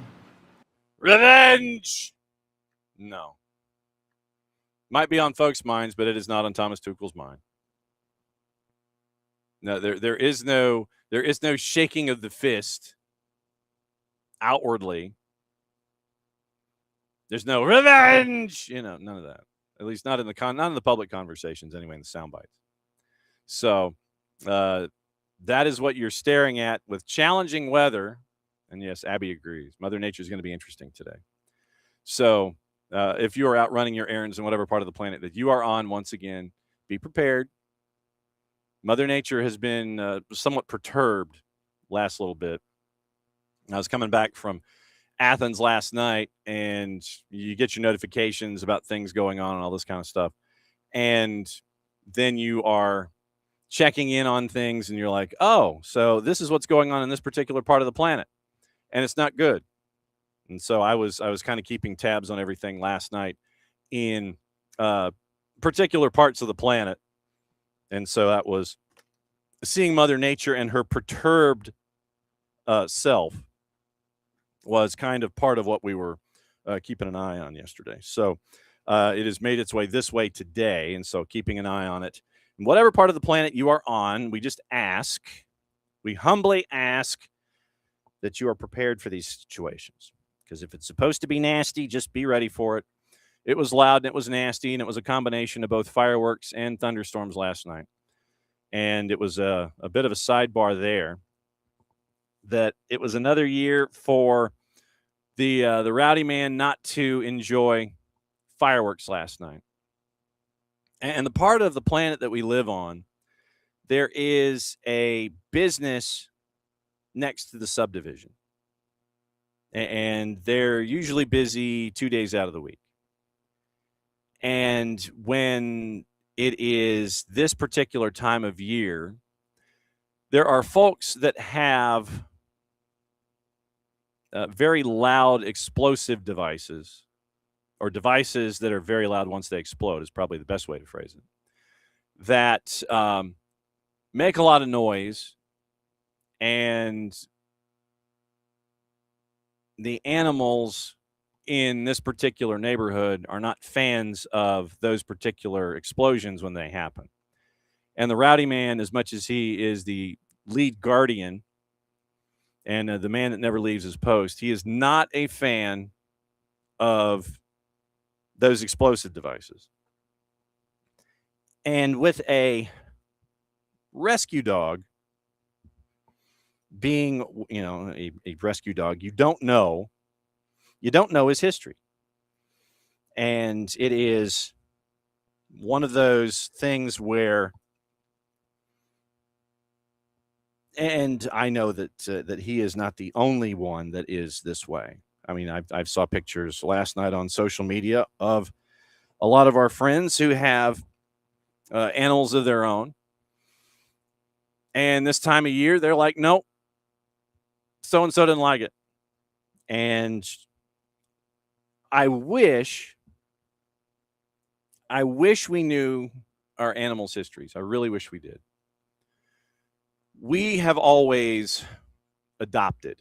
We adopt, don't shop. And you don't know your adoptee's history going in. To give you an example, when we adopted Rowdy, they said he was probably 2 or 3. He was more like 4 or 5 because he got very gray very quickly in his muzzle. And when it comes to thunderstorms or fireworks or anything, he wants to go hide. I think that now that he is a lot older, he is becoming more deaf, so he doesn't hear it as much. But last night here in SDH HQ in our area, it was very, very loud. He wanted nothing to do with it, and he literally he will start shaking, just incredibly so. And we have kind of determined that the best way to handle that with Rowdy is to basically you bring him in close, and we have a blanket. We put the blanket over him, and then then he gets close to his humans, and then he kind of calms down. But you've really got to hold him because he shakes so violently. We are under the impression because of that leading up to his capture and then adoption by us, when he left his previous home under whatever circumstance, he was outside a lot, was subjected to the elements a lot, because they thought that he ate rocks and things, and that's why his teeth were in such bad shape. And with that, it's very, very, he's very, very skittish, doesn't even begin to say it, but doesn't like thunderstorms, doesn't like all that kind of stuff. So, it's just, trying to make sure that where someone's coming from in these kinds of cases. So in this weather, just take care of yourselves, take care of your pets, make sure that you are as locked in as possible, because today's matches might be a little long in the tooth. But along that line, just keep track of everybody under your roof and make sure that you're going to be okay. Make sure that they're going to be okay too. So that's your public service announcement for the morning. All right. With those two matches that are happening today at some point, we'll go ahead and say some point. That brings us one match day closer to Monday Night Football in Seattle at Lumen with the 12s. And it is an opportunity for the U.S. to revenge what happened here at Mercedes-Benz Stadium a couple of months ago. No, that's not being looked at the way that it's being looked at. But anyway, Tyler Adams and Falarin Balogun were in front of the media, assembled media, out in Irvine, California. And here is part of their conversations that they had with the assembled media about getting ready for the match. Tyler Adams is asked about the match itself, and then he's asked about navigating it when you're down to 10 men. So here is some sound from Tyler Adams leading into the matchup against Belgium coming up here in a little over a day. Yeah, it's a huge challenge. Obviously, they have so much quality all over the field. That being said, we have a belief that we have a lot of quality all over the field as well. So we think it's going to be a great duel, but we obviously have to manage situations in certain parts of the field, win our duels, and be competitive. And ultimately, that can hopefully lead to a win. Yeah, I think in a sense, for a lot of those players on the field, I don't want to say it felt like deja vu, but I know we went through a Copa America situation where we went down a man. And it felt like we had been in that experience before, and we knew what to do and we knew how to rally. Whereas I think in Copa America, when that happened and you're already winning 1-0, things changed really quickly and we kind of crumbled a little bit. Whereas in this situation, you saw the relentlessness of the team, the commitment from the team, the guys that came off the bench, the energy that they brought to help us stay in it. And then obviously you need a few moments of brilliance in those kinds of games. Malik to be able to score that goal that he scored and give us a 2-0 lead instead of a 1-0 lead gave us that extra belief. Nothing like a flyover by a plane when you're trying to deliver a soundbite in a press conference. Tyler Adams breaking down the past a little bit and looking toward the matchup against Belgium on Monday Night Football at Lumen, otherwise known as Seattle Stadium. And we will have that breakdown once again. We'll talk about it tomorrow. Bart Keeler set to join us from the Soccer for US POD.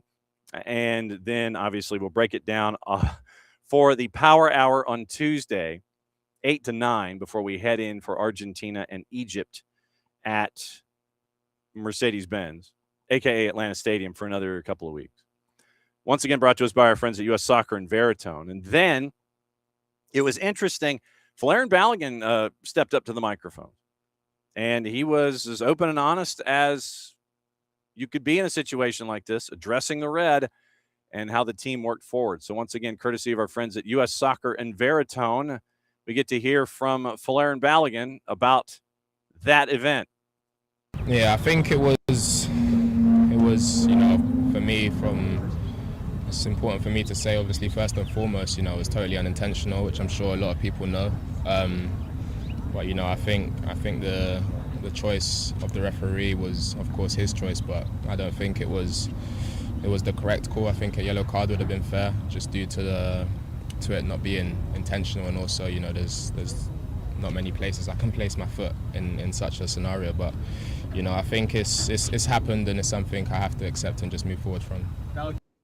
Yeah, just a ton of emotion. It's difficult, to see red at any time, but especially now, in such a high pressure tournament, such a high pressure situation, and there was many emotions. But for me, the most important thing was just trying to stay calm. I think I didn't want to react out of emotion, out of anger, and I had to just accept that the decision was made, whether I agreed with it or not, and just try to also think about how I can help moving forward.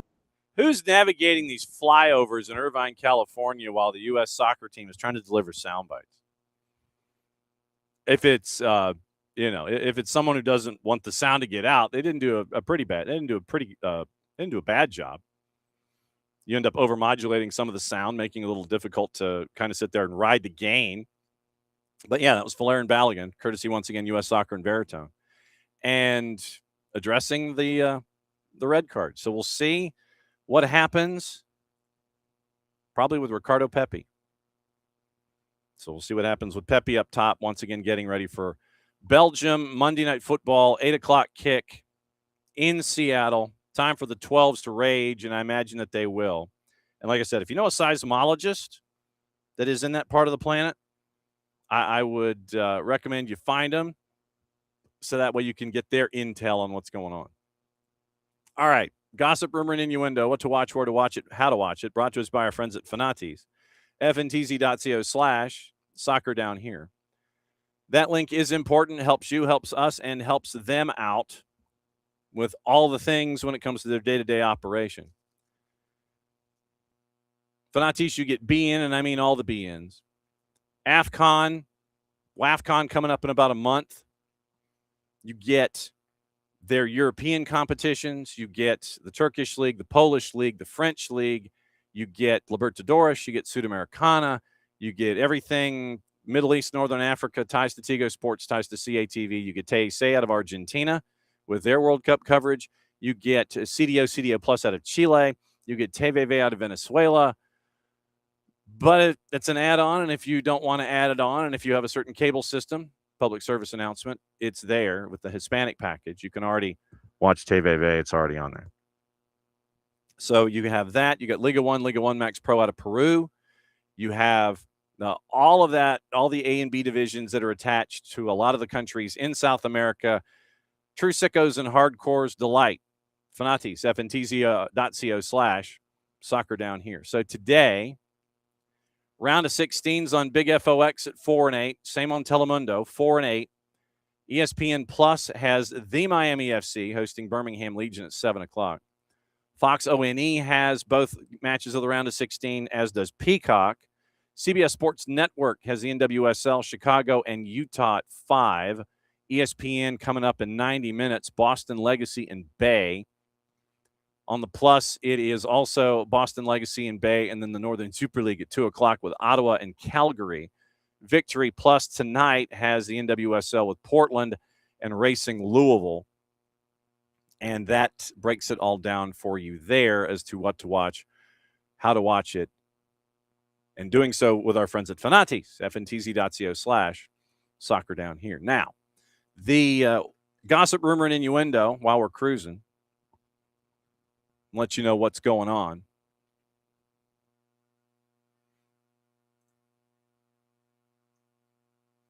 Tuchel's urging England, and these are headlines. Brazil deny an anti-Holland plan for a World Cup tie. Anti-Holland plan. Well, I mean, you're probably going to bracket him or try to make sure that the supply lines are cut off to him one of two ways. If you're confident in your back line, then you're going to bracket him. If you're more confident on how you can attack on the ground, you're going to try to cut off all the supply lines so he doesn't get anything, and you're going to make sure that they're not going to beat you over the top so Holland can get his. And urging England, Tuchel urging England to avoid stress in Mexico. Good luck. That's all I'm saying. Good luck on that. But once again, absolutely kudos to the fans from Mexico who were outside the double perimeter and playing instruments and making noise and launching fireworks. And it was up into the air. It wasn't like an Angel City situation. So, they're doing what they're doing. No real surprise. No real surprise at all. Good on you. So here is the big names that are being bandied about. Manchester City have issued a hands-off warning involving Ruben Diaz. Juve open to exits of multiple key players, obviously having to do with making sure that they are even Steven on FFP. Manchester City rejected inquiries from various clubs for Ruben Diaz, deeming him unavailable for transfer, according to Team Talk. Real Madrid, Barca, Chelsea have all reportedly explored the possibility of signing him. City have issued the same clear message each time. He's not moving. Madrid have turned their attention to Inter Milan's Alessandro Bastoni and Dortmund's Nico Schlotterbeck. Juve not actively offloading their big names, but could be willing to let them leave, according to Tuttosport. They want €50 million for Kefren Turam, interest from PSG, Sunderland, Forest, Newcastle, Galatasaray, and Fenerbahce. Bayern directly approached the entourage of centre-back Bremer, who Juve would allow to leave for 45 and €50 million. No offers yet for Cambiasso. Como withdrawing, still interest from Barca and Inter. Manchester City have reached the agreement with Leicester to sign 16-year-old winger Jeremy Manga, according to David Ornstein et al. At The Athletic. £10 million, $2.5 million in add-ons, as well as a future sell-on clause.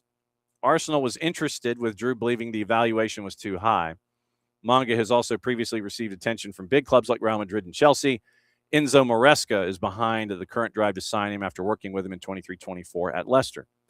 Newcastle preparing an official opening for Freiburg and Swiss midfielder Johan Manzambi, according to Fabrizio Romano.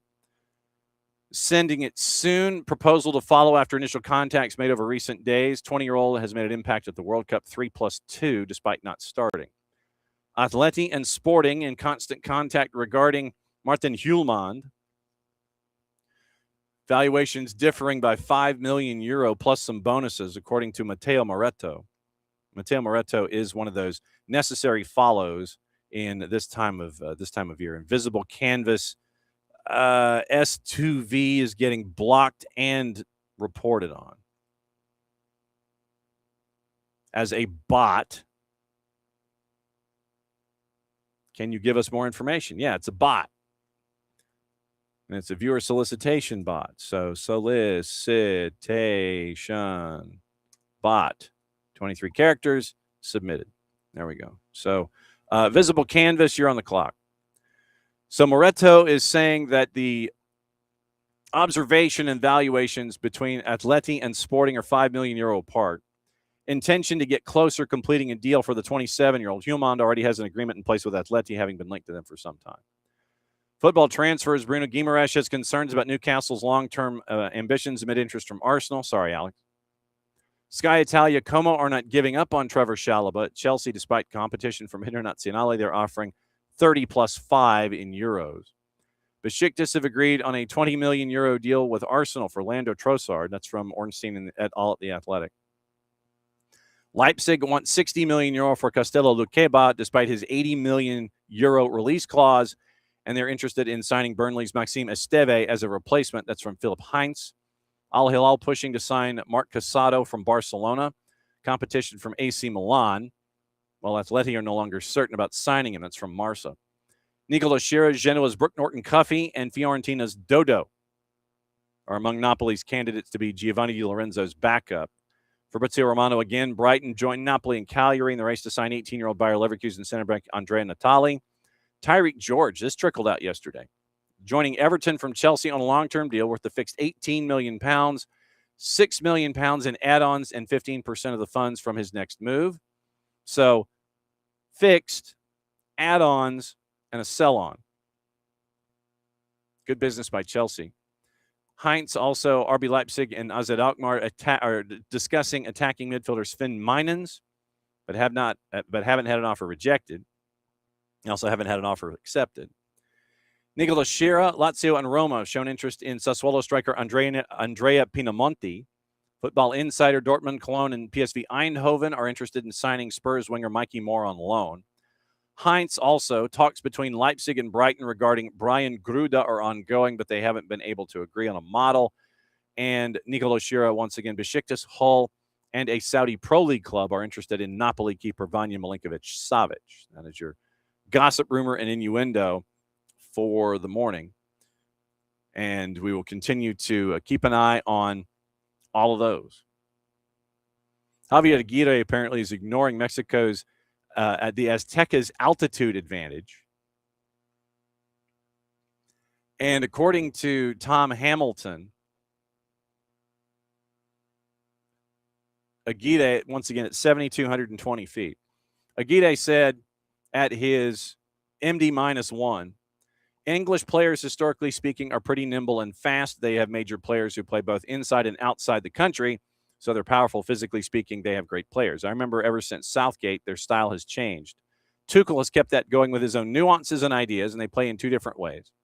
In the past, they were really fast. They caused trouble with long, wide passes, second balls, and long transitions. Yes, they do that today, but they move to something different if it's not working. As for the altitude, I don't focus on that. It's 11v11. Ref is there. I don't think about things like that. Both going to try and score in each other's nets.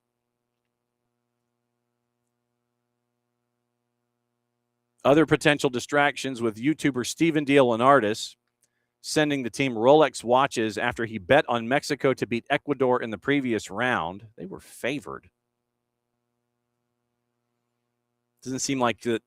Leonardis would have made a whole lot of money, enough to especially to buy the whole team Rolexes.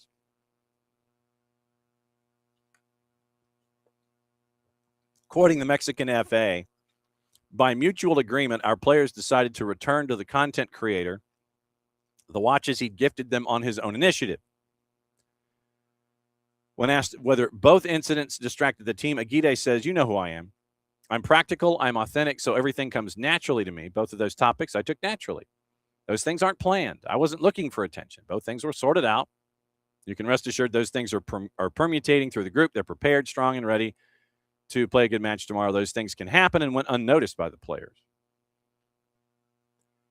And there is a discussion about whether beetroot juice could be a remedy to altitude. All right, so beetroot juice and altitude. This is apparently now trickling through as well. If I could spell altitude, I think we'd be okay. I don't want to play the video itself, but I'm just going to go beetroot juice and altitude search. Ah, okay. So here's why. Health benefits and how much is too much. Betalanes, which improve a person's health. So good nutritional profile. Well, duh. Let's see. Improving blood pressure. 2019 study, researchers gave participants 70 milliliters of either beetroot juice or a nitrate-depleted placebo. Reducing inflammation, preventing anemia, and protecting the liver. Boosting athletic performance. Okay, here we go. Certain compounds, and this is from our friends at Medical News Today. I feel like we need a trumpet or something. Certain compounds in beetroot juice, such as nitrates and betalanes, may improve athletic performance. 2018 study looked at the effects of betalane on 28 trained male cyclists. They either got 100 milligrams of a concentrate or placebo. Compared to the placebo group, the beetroot concentrate group had higher exercise efficiency and increased blood flow. 2024 mini review Some researchers suggest beetroot juice may be more effective than nitrate salts at enhancing exercise-related outcomes. Preventing cancer, improving cognitive function, beetroot dosages, side effects. And yeah, the side effect, if you're a male, it would be what you think. And so everyone is sitting there saying that, yes, beetroot juice could be a something that could improve your health conditions. So apparently beetroot juice might be considered to help out when you're at the Azteca. So we'll find out, and we'll see if that is in fact what they give them for hydration breaks and things like that. So yeah, why not? Why not? Why not? The man said. So that's your so that's a bit of your tour around the planet. We'll take another tour before we get out of here, but I do want to discuss what happened with the twos last night. And with the twos, it was a big win for them. They're at home right now, and they're home for most of July. So if you're near the Turner Soccer Complex at UGA, I would ask that you go. Decent crowd last night considering the conditions. 97 degrees when you landed, 103 with your heat index. Went down about 10 degrees in the second half with your hydration break, where it was 87 and 93. But still, it was a thick evening in Athens. Atlanta United 2 taking on Toronto FC 2 in a big matchup in the Eastern Conference in a battle of 8 versus 10 going in. And you had a moment, 34th minute for Atlanta United 2. Here is said moment, courtesy of us, Daniel Chica, the benefactor. Hydration break over. Dominic Chong-Qui now as we get ready to turn the 34th minute. Left hand in the air. Near side touch. Goes long throw inside the 18, looking toward the penalty spot. Flick header once and twice and in. Daniel Chica, the benefactor. Flick header once, flick header twice. Chica, past Di Rosario, goal on the board for the twos. Flick header that time by Matthew Sinanu off of the throw, throwing it into the tall timber. DCQ gives to Sinanu. Sinanu with the flick header found Daniel Chica. And so Daniel Chica with the goal on the board for the twos and a 1-0 lead for the home side. Chica's second of the season. And that would be the only goal of the match. And Atlanta United 2 would hang on and get the win 1-0 over Toronto FC 2, a team that they have never lost to, by the way. They're 6-0-1 all time against Toronto FC 2. 6 days' time, they're going to go back at it, and they're going to take on Inter Miami CF2 next time through. So the lineup for Atlanta United 2 in the matchup. 3-4-2-1. John O'Ransom in net wearing the captain's armband. It was 4-2-3-1. Sorry, it's Dominic Chong-Qui. It was Cisse, Sinanu, and Chica at the back. Chica, obviously, your highest graded talent at an 8.3 with the goal. Then the two in front of them, Hardinas and Adrian Gill. Then your midfield attack. It was Dunbar, Ignacio Suarez, Corey, and Moises Tablante, who gave you 88 minutes, and then Arif Kovac up top, who was bracketed all night long. And I want to go over some of the defensive numbers in this matchup as Atlanta United 2 got the win. So Matthew Sinanu, by the way, 90 minutes, 74-78 passing, got the assist on the goal, one of the assists on the goal. One chance created, 8 defensive contributions, 86 touches, 4 passes into the final third, 6 of 9 on his long balls. 2 tackles, 3 clears, 1 headed clearance, 3 picks, 3 recoveries, and 3 of 6 on his duels. 2 of 3 on the ground, 1 of 3 in the air. So that was Matthew Sinanu's night. Punched in 8. Then Daniel Chica took 4 shots, had the most touches at 94 on the night. 78 of 86 passing at 91%. 3 defensive contributions, 1 big chance missed, 5 touches inside the opponent's 18. 12 passes into the final third, 13 of 20 on long balls for Daniel Chica. 3 defensive contributions, 2 tackles, a clear, 6 recoveries, and 2 duels on the ground on the night. Then it was Mohamed Cisse played the full 90, 61 of 66 passing at 92%. 6 defensive contributions, 6 passes into the final third, 8 of 12 on long balls. 3 tackles, 1 cleared off the line, 2 blocks a clear, a headed clearance, 4 recoveries, 1 dribble passed, and it was 4 of 8 on his duels. Dominic Chong-Kui, who punched a 7 on the night, most dribbles on the night of any player, he had 4, 15 of 19 passing at 79%. 5 defensive contributions, 57 touches, 3 inside the Toronto FC 18. 4 of 8 on the dribble, 4 passes into the final third. 5 defensive contributions, a tackle, 2 clears, a headed clear, interceptions, 2, and he also had 2 recoveries. 7 of 15 on ground duels, fouled twice on the night. And so after the match, we caught up with head coach Jose Silva of Atlanta United 2 to discuss what happened in the match and the 1-0 win. This one was a grinder tonight, and I think that it was one where the guys can learn a lot of different lessons about, with everything that's been happening recently, all the ups and downs, either having to fight back or fight off.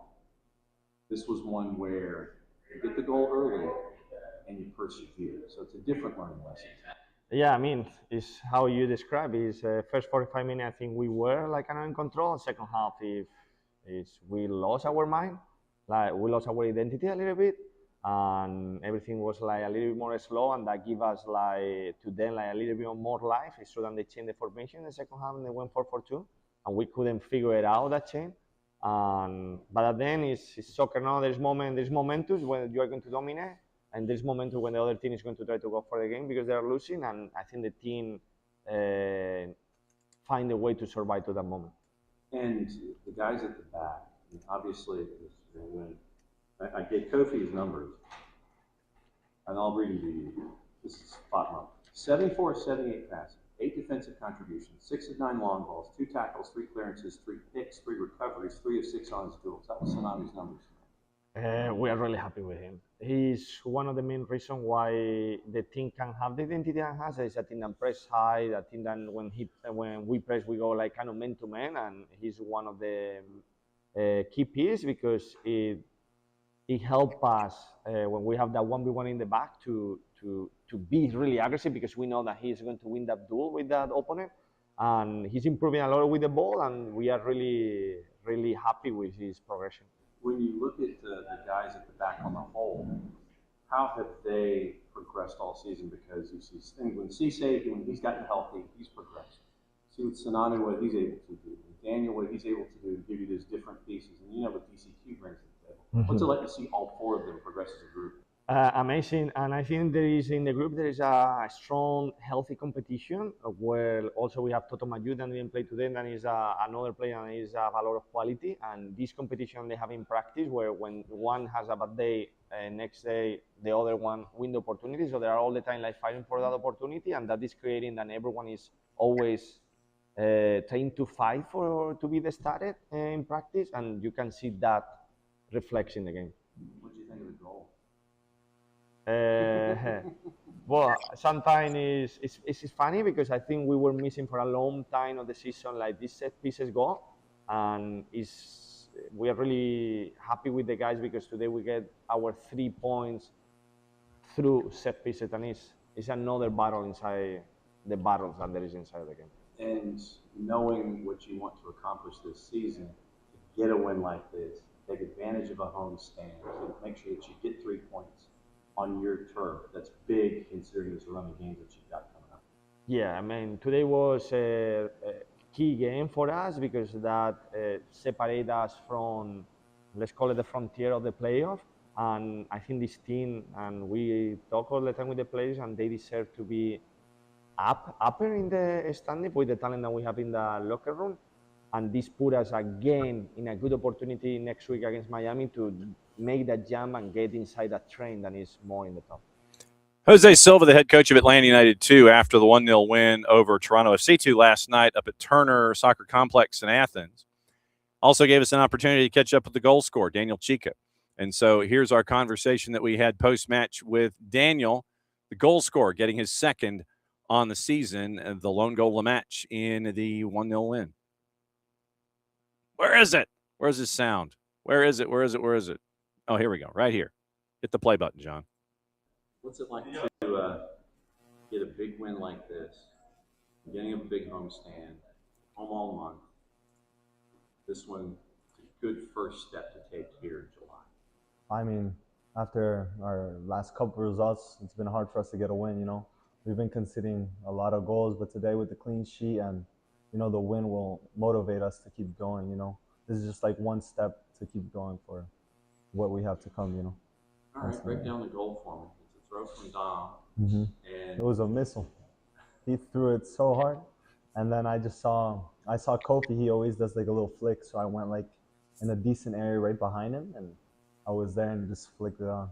So that's instinct. That's not like training. That's not like training pitch stuff. That's just reaction from the past. Yeah, kind of, yeah. I mean, we have that set play usually in training with Kofi there.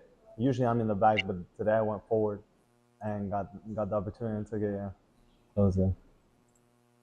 What do you think you learned from this one? Because I mean, the four of you there at the back, you were in sync a lot of the time. You were calming things down when you needed to. You were, winning the challenges when you needed to. What do you think you learned about yourselves today? I mean, they were playing a really low block, so they're like, defensively. I mean, we were making sure we shift, like, and cover each other more, because in past games we wouldn't shift, and maybe there was a gap where we got exploited. But today, I feel like we were covering each other and worked together, and me, Mo, and Kofi for the most part, and Dom too. What's it like to be in a rhythm with 3 or 4 other guys and the guys in the midfield in front of you in that formation? What's it like when that rhythm is happening? What's it like? Oh, it's good. I mean, if say like a 10 on the other team's steps, 1 could go, and then we have 4 others to cover, you know, because we play a 3, but sometimes a little like 5 back. So like it gives us more protection in the back. So I like it. I like it. Be more secure. Daniel Chico, the goal scorer from last night, got his second on the year. Atlanta United 2 with the win. Also last night, and by the way, in 3 minutes in Burns Stadium, in suburban Providence, Rhode Island, the Revs are taking on Philadelphia Union 2 on the campus of Bryant University, Smithfield, Rhode Island. Hello. So at Burns Stadium coming up, it is a Sunday school special. The Revs and Philadelphia, and I think they're trying to beat the weather too because of what is coming in the Northeast. So the Revs and Philadelphia Union 2 about ready to kick off in suburban Providence, Rhode Island. OneFootball, MLSNextPro.com, and on the MLS YouTube channel. That's part of the big slate today in MLS Next Pro. 4:30 Eastern time at Hell in a Shell, Dynamo Dos, and Loons 2. Northern Kentucky University Soccer Stadium, it is Red Bulls 2 going to take on FC Cincinnati 2. At Reese Stadium, it is Connecticut United at 6 o'clock taking on Carolina Core. Battle at the bottom of the table, someone trying to extricate themselves from that particular position.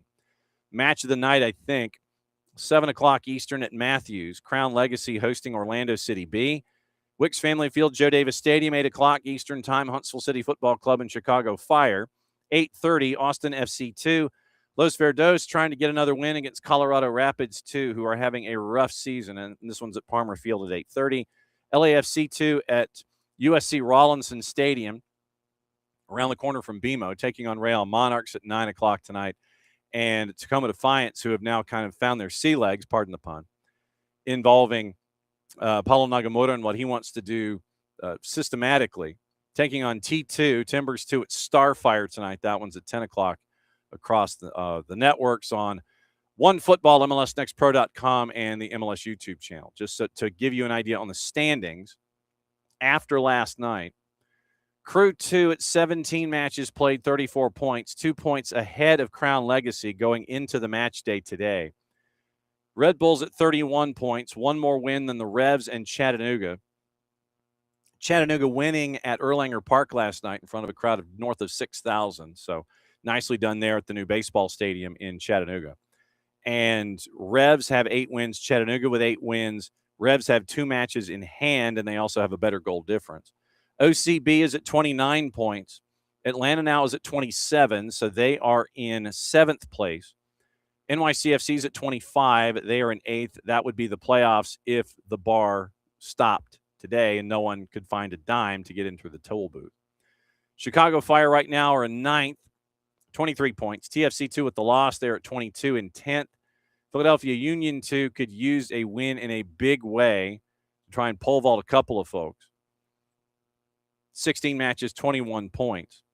They've only scored 17 goals in 16 matches this year. No real surprise with Philadelphia Union offensively.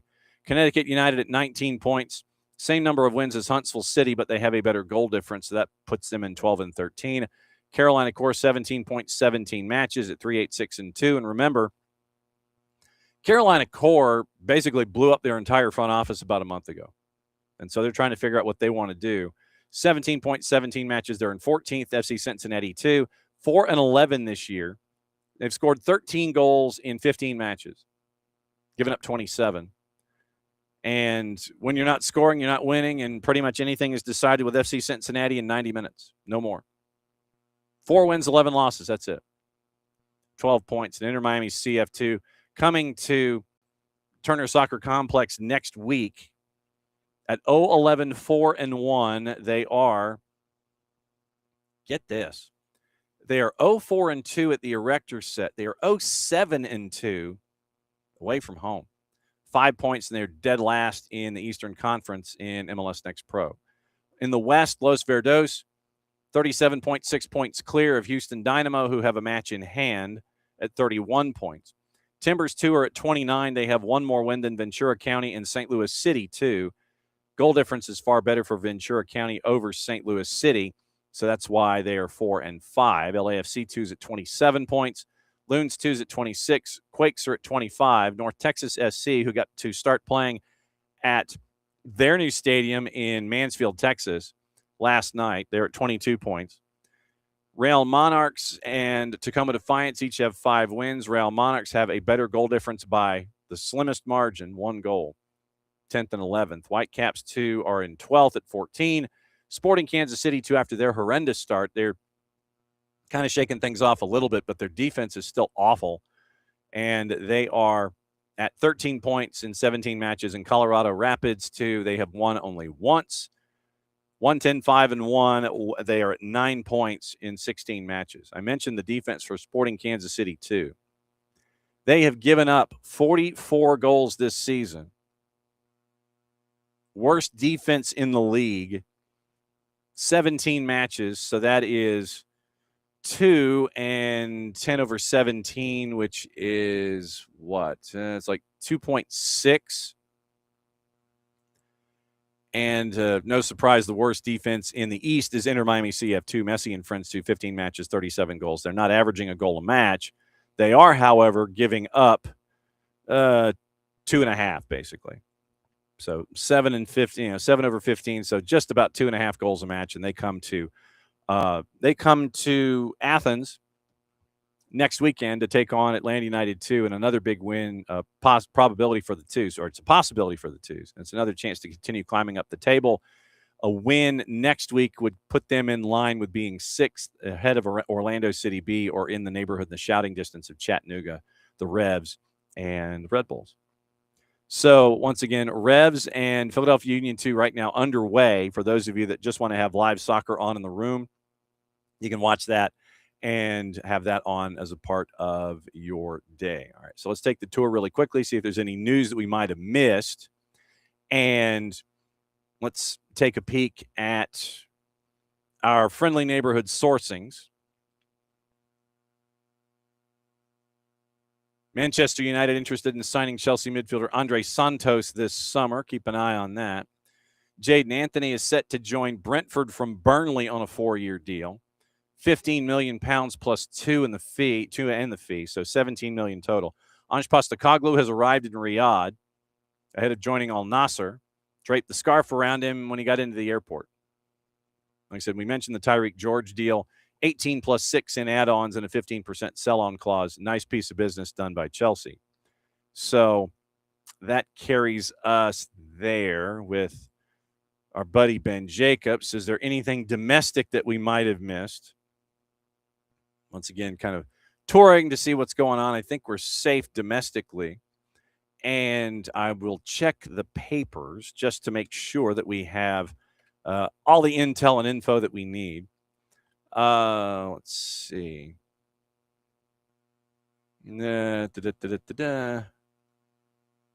Let's see how to write our own chapters. Luis De La Fuente, I say this with the greatest respect. We have the best midfield in the world. There are a few, I think, that would doubt De La Fuente at the moment. So, Fulham move for Somerville. Grant and Xhaka staying at Sunderland. Let's see. Oh, Cabo Verde returned home, by the way. And it was an amazing thing. And, yeah, you'll be seeing me wearing a lot more Cabo Verde gear because, I went to Capelli. Sports. And shocking no one, bought stuff for me and the boss. So, yeah, we'll be wearing a lot more Cabo Verdean stuff as we go. Nothing in the Guardian, although we are keeping an eye on the Matty Cusack inquest overseas. That might be required reading, and that might be a deep dive for you if you have the time on your Sunday. Let's see. Trying to see if there's anything that we might have missed. A lot of World Cup. And I think we're 2 for 2 when it comes to the papers. Georgia Stanway has signed for Arsenal. How do we know this?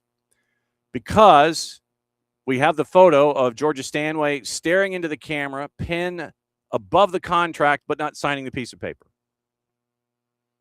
So Georgia Stanway has signed for Arsenal on the women's football side of things. That happened a couple days ago, joining the WSL runners-up on a permanent after a Bayern Munich exit. And so it was 8 trophies and 128 matches, 4 seasons in the Frauen-Bundesliga. And Georgia Stanway now comes back to Arsenal on a permanent. And a cool piece of news, Durham Women FC have been saved from extinction, basically, from extinction. WSL2 side saved from extinction by Jeff Thompson, the South Shields co-owner and chairman. Club announced earlier this month they were 3 weeks away from ceasing to exist unless they found a buyer or got investment. And part of the acquisition plan, club founders Lee Sanders and Dawn Heppel remaining as shareholders. The existing executive management team is going to continue to lead day-to-day operations.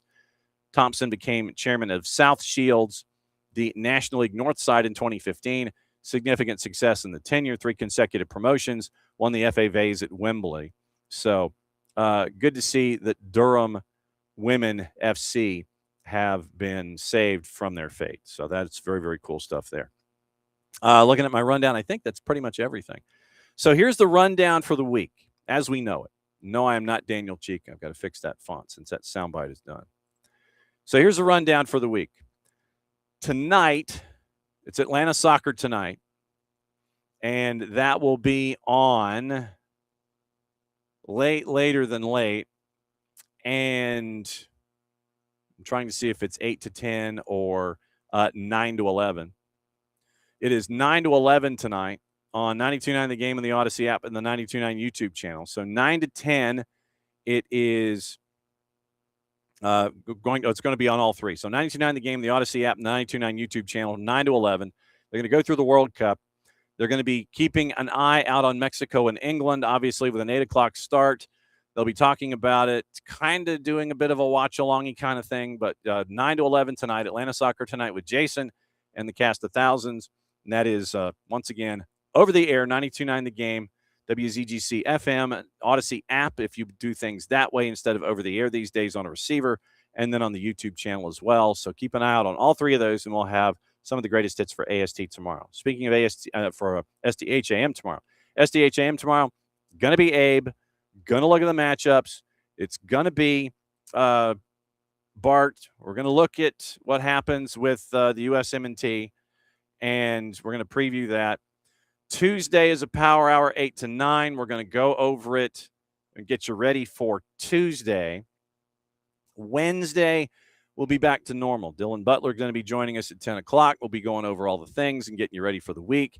We'll try to bring in a couple of guests here and there. I think we've got guests on Thursday morning about a new documentary, if memory serves. So that'll be early morning on Thursday and getting you ready for the rest of the week as we go. So we're going to track down some of our friends. I think Kaylor Hodges is going to be joining us at some point, and we'll catch up with him and find out what's going on in his brain and what's going on in USL Championship in League One, because we haven't talked to him in a month. So going to be normal for SDH AM except for Tuesday. Argentina, Egypt at noon means a power hour from 8 to 9. And then we're out the door heading down to Atlanta Stadium to watch Argentina and Egypt and the rest of the day there. The next 4 days are going to be ridiculous. Sunday, Monday, Tuesday, Wednesday. They're all going to be insane. Let me see if I've missed anything news-wise. We mentioned Nathan Ake. Real Madrid is Ed Denzel Dumfries in a $23 million move. Orlando Gil from Paraguay might be Torino bound, might actually be getting a paycheck because apparently he hasn't been paid in 6 months. So we'll keep an eye on all of that too. But yeah, Orlando Gil, talk about a payday. He's getting a payday. Juice boxes one more time before we get out of here. Brazil is a minus 125 going up against Norway at a plus 375. Draws a plus 275 for 90 minutes tonight. Mexico is a plus 210. Seriously, they're a plus 210. Draws a plus 220. England's a plus 145. Good luck. I ain't touching it, but I'm looking at that one and I'm going, nope. I believe that would be what we refer to as a line mistake, but that's just me. Thanks for dropping by, as you always do. It was great to catch up on everything that happened on a very, very busy Saturday in a bunch of different fronts. And we're going to catch back up with you tonight. Atlanta Soccer tonight, 9 to 11 with Jason. Back at it again here, SDH AM, in a little less than 22 hours. We'll go over what happened and get you ready for Monday Night Football with the 12s in Seattle. Lumen Field, otherwise known as Seattle Stadium, for another couple of weeks. It is going to be seismic. Find your favorite seismologist. You might need his intel. So for everybody here at SDH, have a great Sunday. Keep an eye on the weather. Just keep an eye on it. And have fun, but just be careful out there. I feel like, so if I'm going to do that, play it safe, everybody. Mucha platial. And I'm going to defer to a particular individual when it comes to the weather and the crazy and just making sure that everything is the way that it should be on a Sunday. And I've got to find somebody in particular to give the message and the phrase that pays. So I'm going to go, of course, it's probably all the way down at the bottom of everything. So I'm having to kill time. But to wrap up the show this morning, we go to our friend Phil Esterhaus. Mucha platial, play it safe. We'll catch up with you in less than 22 hours here on the SDH Network. Have a great Sunday, everybody. Hey, let's be careful out